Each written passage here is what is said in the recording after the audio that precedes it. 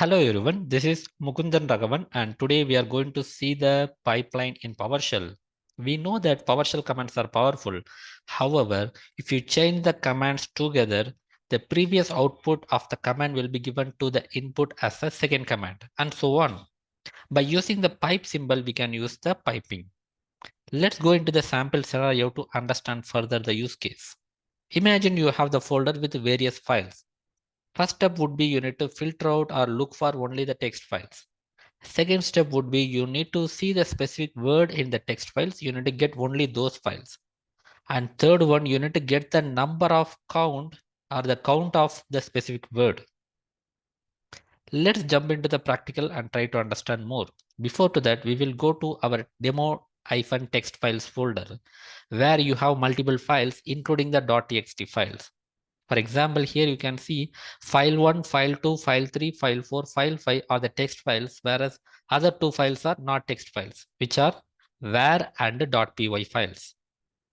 With that, we will just go to the commands to understand further.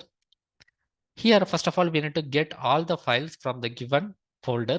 In that folder, we need to filter out only the .txt. This can be achieved by using the Get-ChildItem command. As we know that get is the verb and child item is the noun. And we are giving path parameter with argument which folder has to be scanned. And we are giving the filter condition by using the filter parameter by passing the regular expression which starts with asterisk, which means that any number of characters followed by .txt. Try to execute first this one and enter. Here you can see it's taking only the .txt files, which are file 1, file 2, file 3, file 4, and file 5. Now, second one would be we are looking for the specific word in it. For that, we can use the var object. Var object again is the command where var is the verb and object is the direct file object. In that, we are just passing the inline script. Script in the sense, again, it will be a kind of commands only, but it will be combination of all the commands. Here inside, we are using another command called select string, which will select the string, and path, we are giving the path in which path it has to find. Now, $_ dollar is the symbol where you will use the variable. And underscore means it will be the current variable. That means that, for example, in previous step, we have seen almost 5 files. This all 5 files will be executed each time in this select string. Every time the temporary variable will be considered as an underscore, or the temporary file object can be considered as an underscore. In that object, we are getting the full name. So basically, we are giving the every time we are giving the full path. For example, C users username, or let's say 91809 documents demo text files slash file 1 one time, then file 2, then file 3, then file 4, and file 5. So every time this temporary variable filled with that specific current object. Then after we are giving the pattern where we need to find the actual specific word. Here I need to find the PowerShell. For example, let's go to this one and select all this and just open into the notepad. And here you can see file 1 or file 3 has something and file 5 has something, whereas file 4 and file 1 and those things does not have the PowerShell. So with that, we can expect only file 3 and file 5 as the output because it's a demo. Now let's go back to the command again. So here we are clear, but this will get the input from the previous. That means that all the file or all the 5 files will be given to the second command. Now, how do we concatenate or how do we make the pipeline? By using the pipe symbol, we can do that. By using the pipe symbol, you can just make the pipeline. Now, again, I'm just adding these two things and going to the terminal again. Sorry, already it's opened. Let's go to here and make it bigger and just paste it. Now the previous command followed by the pipe symbol and the next command. Now here you can see it has only file 3 and file 5 as expected.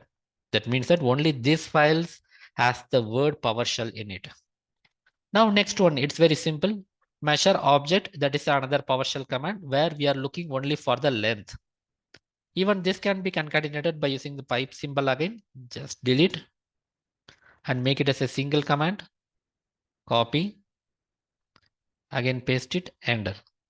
Here you can see we have two occurrences of PowerShell inside these two files. Let's go to, just close all this thing and just clone one more time.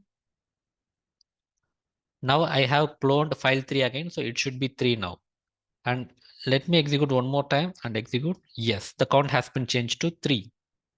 So that means that it is finding the, or let's say, the total number of occurrences. Here, the scenario would be in your time, can be, it will be the log files and your extension will be the .log file. And you can give any specific error messages. Here also gives the maximum and minimum. For example, you want to see the access time also, last access time, even that can be mentioned here.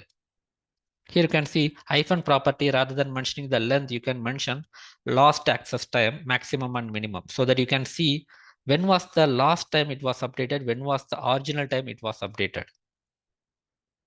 Enter. Here you can see last access time, again it will be the 3, and you can see very last one will be the 844 and very recent one would be the 934.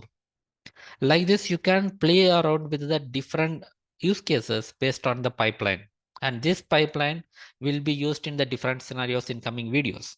So to summarize everything, what we have seen individually PowerShell commands are powerful, but it can be make it as a pipeline by using the pipe symbol. This pipe symbol will be available in your keyboard above the enter button. By using the shift, you can use it.